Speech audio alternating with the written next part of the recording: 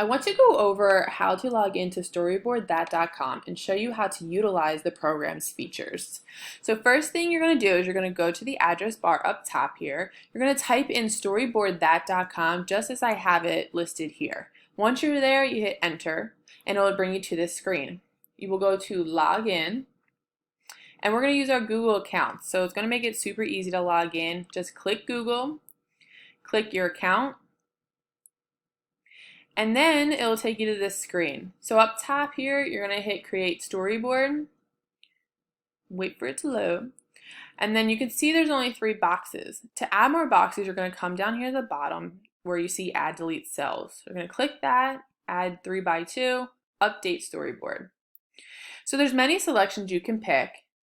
One example I'm going to show is picking a background. So I'm just going to say my classroom. And then there's so many things you can pick from.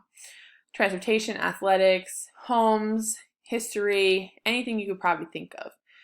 Next is characters. There's a list of different characters that you can choose from here. As you can see, there's a whole box of things you can fill out, changing hair, skin, eyes, etc. And you can rotate them to position them, everything like that. You can even edit poses.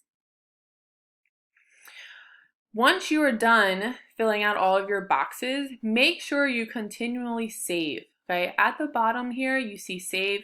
Make sure you click save every once in a while and you're going to title it and you're going to save your storyboard.